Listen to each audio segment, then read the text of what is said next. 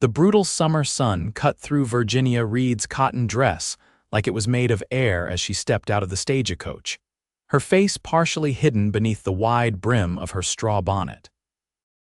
Dodge City, Kansas, 1878, the end of a 3-day journey from Topeka that had left her exhausted, sore, and already regretting her decision to accept her uncle's invitation to join him in this lawless frontier town. Virginia's fingers instinctively rose to adjust the high collar of her dress, ensuring it covered the jagged scar that ran from just below her ear down her neck. 6 years had passed since the fire that had claimed her parents' lives and marked her flesh forever, but the stares of strangers remained as painful as the day the bandages had come off. "Miss Reed, I presume?"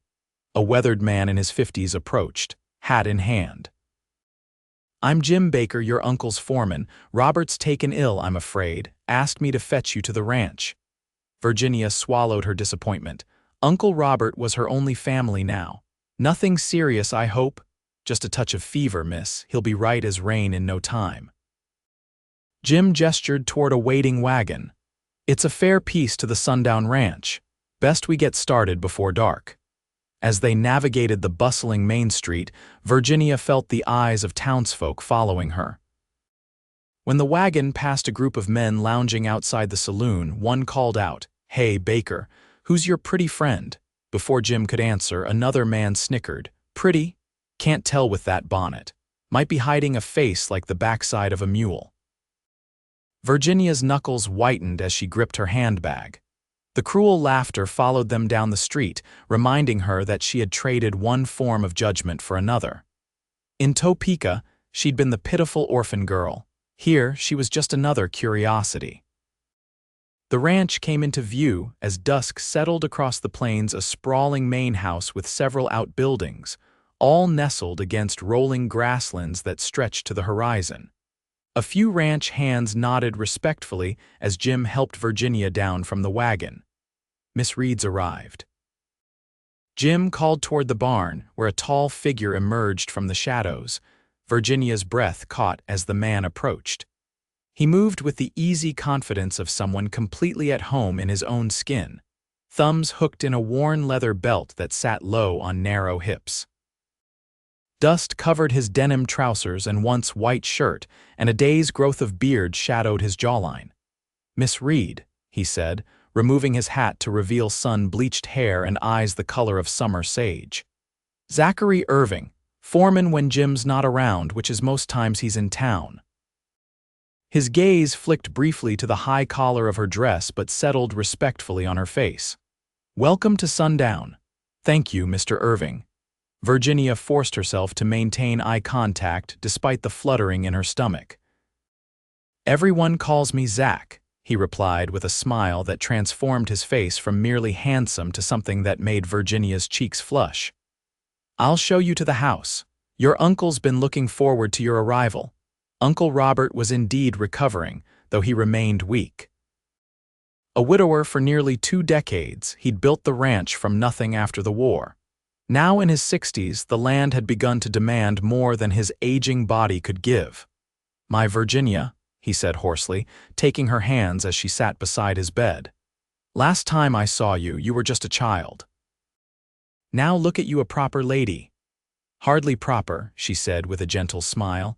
"I've come to help you run this place, not to sit about with needlepoint." Robert chuckled. "You're your mother's daughter, that's certain. We'll talk business tomorrow. For now, get some rest." But sleep eluded Virginia. From her bedroom window, she could see the silhouette of Zach Irving as he made his final rounds, checking the livestock by lantern light. There was something compelling about the man, a quiet strength that she found herself drawn to despite her better judgment. Morning brought a fresh start and a chance for Virginia to explore her new home. She dressed carefully in a practical blue cotton dress with a high collar and pinned her rich auburn hair in a simple knot at the nape of her neck. The mirror reflected what she expected a woman of 24 whose smooth skin and regular features might have been called pretty if not for the twisting scar that ran down her neck and disappeared beneath her collar, with 2 smaller scars visible on her jawline. Virginia found Zack in the stables, brushing down a magnificent Palomino stallion. For a moment, she watched him work, admiring the easy rhythm of his movements. "Good morning, Miss Reed," he said without turning. "Didn't anyone tell you it's not polite to stare?" Virginia startled. I wasn't." Zack turned then, his eyes crinkling with amusement. "Just teasing, this is Thunder, best cow horse in 3 counties. He patted the stallion's flank. "Do you ride?" "I used to." Before Virginia stopped, her hand unconsciously rising to her collar, Zack's expression softened. "I've got the perfect mount for you, gentle but spirited, like someone else I just met." By the end of the week, Virginia had fallen into a rhythm at Sundown Ranch. Mornings were spent helping her uncle with the accounts. Afternoons often found her riding alongside Zack as he checked fences and cattle. She kept her collar buttoned high and wore a wide-brimmed hat against the sun, but beneath Zack's easy conversation and unassuming manner, she found herself relaxing. "How long have you worked for my uncle?" she asked one afternoon as they rested their horses beside a small creek. 7 years, Zack replied, stretching his long legs before him. "Came west after the war, drifted for a bit. Your uncle gave me a chance when most wouldn't." "Why wouldn't they?" Zack's expression darkened momentarily.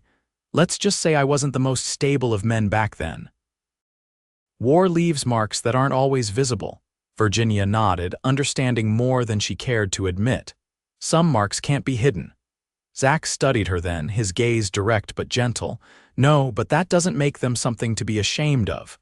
The weeks passed, and summer gave way to autumn. As October painted the prairie in gold and amber, Uncle Robert announced his intention to travel to Wichita for a livestock auction. "You'll manage fine without me," he told Virginia over breakfast. "Besides, Zack knows this place better than I do these days." After Robert's departure, Virginia threw herself into work, determined to prove herself capable. She rose before dawn and often worked until dusk, checking supplies, reviewing the accounts, and even helping with minor repairs around the main house. "You're pushing too hard," Zack said one evening, finding her still at her uncle's desk long after the lamps had been lit. "The ranch won't fall apart if you take a moment to breathe." Virginia looked up, suddenly aware of how tired she was. "I want to do right by him. He's given me a home when I had nowhere else to go, and you're repaying that kindness tenfold." Zack perched on the edge of the desk. "But I didn't come in here to scold you. There's a harvest dance in town Saturday next. Thought you might like to go." Virginia froze, the ledger forgotten. "A dance? I don't that is." She touched her collar, a gesture that had become habitual. "It's just a dance, Virginia," Zack said softly, the first time he'd used her given name. "Not a trial by fire." His choice of words made her flinch. "You don't understand. Then help me to." Virginia stood abruptly. "Good night, Mr. Irving." The morning of the dance, Virginia rode into town alone to purchase supplies. As she left the general store, her arms laden with packages, she nearly collided with 3 women in fashionable dresses. "Oh. You must be Robert Reed's niece," said the youngest, a pretty blonde. "I'm Clara Wilson. This is Mrs. Henderson and Mrs. Fowler." Virginia balanced her packages awkwardly. "Virginia Reed, pleased to meet you." "We've heard so much about you," Mrs. Henderson said, her eyes drifting to Virginia's collar. "Will you be attending the harvest dance tonight?" "I hadn't planned." "Oh, but you must," Clara interrupted. "Everyone will be there, and I hear Zachary Irving has been asking if you'll attend."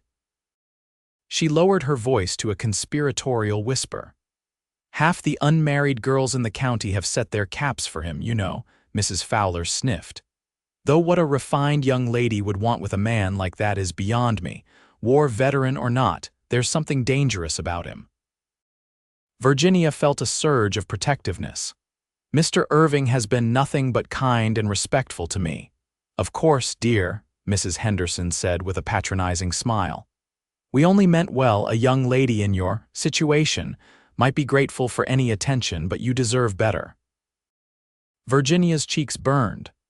"My situation," Clara touched her own neck meaningfully.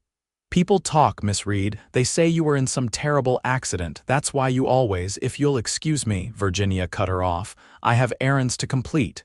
She hurried away, tears threatening. The encounter had confirmed her worst fears that people saw only her scars, that they pitied her or worse, thought her desperate for any man's attention. By the time Virginia returned to the ranch, she'd made her decision. She would attend the dance. She would face the stares and whispers head-on, rather than hiding away as she had in Topeka. If nothing else, she could show Zach Irving that she wasn't a coward. That evening, she donned her best dress, a deep green silk with modest lace trim that her mother had sewn for her 18th birthday. For the first time in years, she left her collar open, revealing the scar that ran down her neck and disappeared beneath the fabric. The smaller scars on her jawline were visible too, pale against her skin. When she descended the stairs, Zach was waiting in the foyer, dressed in a clean black suit that transformed him from rugged cowboy to something altogether more dangerous to Virginia's peace of mind. His eyes widened as he took in her appearance, lingering briefly on her exposed scars before meeting her gaze. "You look beautiful, Virginia," she smiled nervously. "I believe I promised you a dance, Mr. Irving." The community hall was festooned with autumn leaves and candles, and nearly every resident of the area seemed to be in attendance. As Zach escorted Virginia inside, conversation faltered, then resumed at a higher pitch. "They're staring," Virginia whispered. "Let them," Zach replied, placing his hand protectively at the small of her back. "You outshine every woman here." The first hour passed in a blur of introductions and careful conversations. Virginia noticed the sidelong glances, heard the whispers behind fans, but kept her head high. When the band struck up a lively reel, Zach led her onto the dance floor. "I should warn you," she said as they took their positions. "I haven't danced in years." "Just follow my lead," Zach murmured, and suddenly they were moving together, his hand warm against hers, his steps sure and confident. Virginia laughed as he spun her, momentarily forgetting her self-consciousness. She caught sight of Clara Wilson watching with naked envy, and for once didn't feel like the object of pity. As the evening progressed, Virginia began to relax. Not everyone was unkind. Many of the ranchers and their wives welcomed her warmly, interested in her life before Dodge City and her impressions of their community. During a break between dances, Virginia stepped outside for fresh air. The night was cool, stars scattered like diamonds across the velvet sky. She closed her eyes, savoring the moment of peace. Hiding out here all alone, Virginia turned to find Clara Wilson and two other young women watching her with false smiles. "Just catching my breath," Virginia replied evenly. Clara's gaze dropped deliberately to Virginia's neck. "Such a shame about your accident. Was it terribly painful?" Virginia stiffened. "It was. I simply cannot imagine surviving something so disfiguring." Clara's voice dripped with false sympathy. "And now to be stuck out on that ranch with only old men and cowhands for company. How desperate you must feel." "I beg your pardon," Virginia's hands clenched at her sides. "Well, it's clear why you've set your sights on Zachary Irving. Beggars can't be choosers, after all, but you should know he has quite the reputation with ladies. I doubt he sees you as anything more than a convenient. That's quite enough." Zach's voice cut through the night, low and dangerous. He stepped from the shadows, his expression thunderous. Clara paled. "Mr. Irving, I heard exactly what you were just doing, Miss Wilson." Zach moved to stand beside Virginia. "And I suggest you find better entertainment for the evening." The women fled back inside, leaving Virginia trembling with humiliation and rage. "You didn't need to rescue me," she said tightly. "Wasn't rescuing you, was saving them from the tongue-lashing they deserved." Zach's eyes softened as he looked at her. "Though I wouldn't have minded seeing it." A tear slipped down Virginia's cheek despite her best efforts. "I knew this was a mistake. I knew people would only see," she gestured helplessly at her scars. "Virginia." Zach caught her hand gently. "Look at me." She raised her eyes reluctantly to his face. Do you know what I see when I look at you? He asked quietly. Not your scars. I see a woman brave enough to start over in a strange place. I see kindness in how you care for your uncle, intelligence in how quickly you've learned the ranch business, strength in how you carry yourself despite cruelty like we just witnessed. Virginia's breath caught. You don't have to say these things. I'm not a man who says things he doesn't mean. Zach's thumb traced gentle circles on her palm. But when I do see your scars, Virginia Reed, I don't see something to pity. Each one is proof you survived. Each one tells me you're stronger than whatever tried to destroy you. Virginia couldn't speak, her throat too tight with emotion. Would you allow me to escort you home? Zach asked. I find I've lost my taste for dancing tonight. The wagon ride back to Sundown Ranch passed in companionable silence, the night wrapping around them like a protective blanket. When they arrived, Zach helped Virginia down, his hands lingering at her waist. Thank you, she said softly, for defending me, for bringing me home. Virginia. Zach's voice was rough with emotion. I need to tell you something I've wanted to for weeks now, her heart thundered in her chest. Yes. When your uncle hired me 7 years ago, I was drowning in darkness. The war, things I'd seen, things I'd done, they haunted me. I drank too much, fought too easily. Robert gave me purpose, saved my life, really. Zach's eyes searched hers. But it wasn't until you arrived that I found something worth living for, not just surviving. Virginia's lips parted in surprise. Zach, I know it's too soon. I know you came here for a fresh start, not to be courted by your uncle's foreman. But I couldn't let another day pass without telling you that you've become everything to me. In the silver moonlight, Virginia did something she hadn't done in years. She reached up and fully unbuttoned her collar, exposing the full extent of the scar that ran down her neck and across her collarbone. The fire that killed my parents nearly took me too. For years, I've hidden these marks, ashamed of them, of the stares, the whispers. Zach's gaze remained steady on her face, his expression one of profound tenderness. You don't need to hide from me, not ever. Virginia took his hand and guided it to her scar. His fingers were calloused but gentle as they traced the uneven ridge of tissue. Instead of revulsion, his touch conveyed reverence. You are beautiful, Virginia Reed, he whispered. Every inch of you tells the story of who you are. And then he was kissing her, his lips meeting hers with a gentleness that belied the strength in his arms as they encircled her. Virginia felt something within her healing, a wound deeper than any physical scar. When they finally broke apart, both breathless, Zach rested his forehead against hers. I'm in love with you, Virginia. I don't expect you to return those feelings yet, but I'll wait as long as it takes. Virginia smiled up at him, her heart fuller than she'd thought possible. What if you don't have to wait at all? The weeks that followed were the happiest of Virginia's life.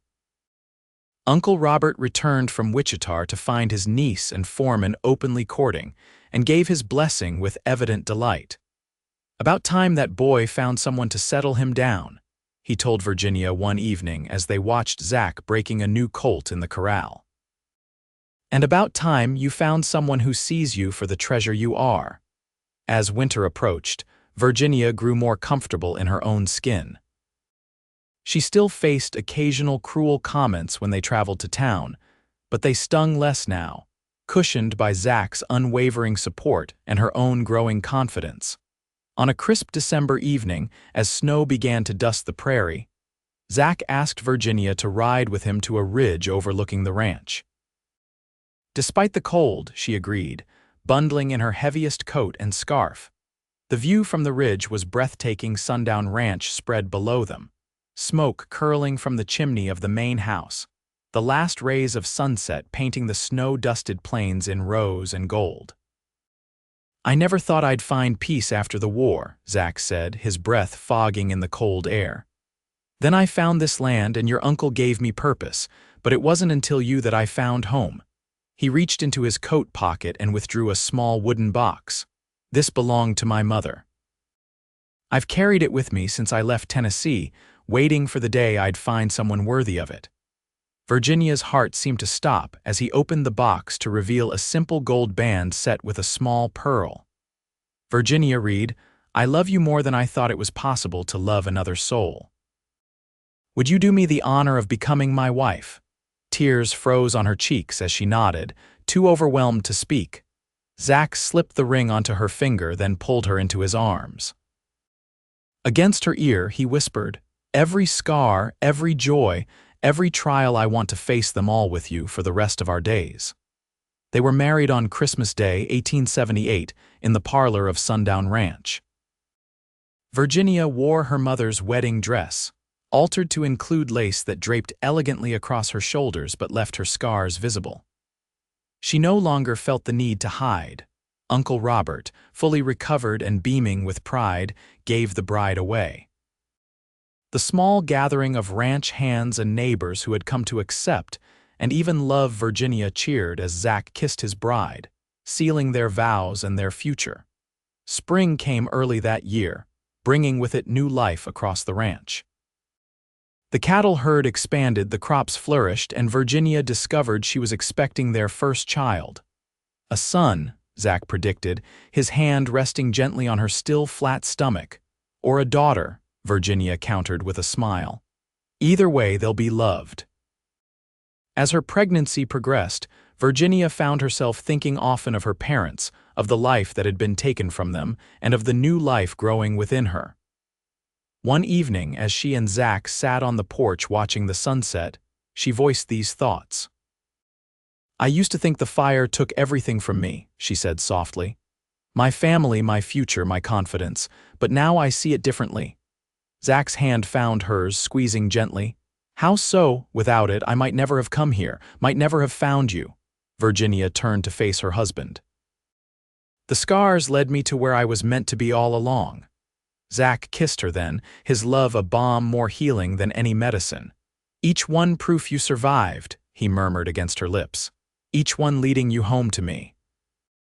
Their son, Robert Zachary Irving, was born as autumn painted the prairie gold once more. He had his father's eyes and his mother's quiet strength. As Virginia cradled him in the rocking chair Zach had crafted for her, she marveled at how life could come full circle from devastating loss to overwhelming joy. And when their daughter arrived 2 years later, followed by another son the year after that, Sundown Ranch rang with children's laughter. Virginia taught them early that scars told stories of survival, that beauty wasn't found in perfection, but in resilience. On their 20th wedding anniversary, Zach presented Virginia with a locket containing miniature portraits of their children. As he clasped it around her neck, his fingers brushed against the scar that had once caused her such shame. "Still the most beautiful woman I've ever known," he said, his eyes as full of love as they had been on that first harvest dance night. Virginia smiled up at the man who had taught her to see her scars as badges of honor rather than marks of shame. "And you, Zachary Irving, are still the best decision I ever made." They stood together on the porch of the home they had built, watching their children tending to chores in the yard. The ranch had prospered under their care, growing into one of the most respected in Kansas.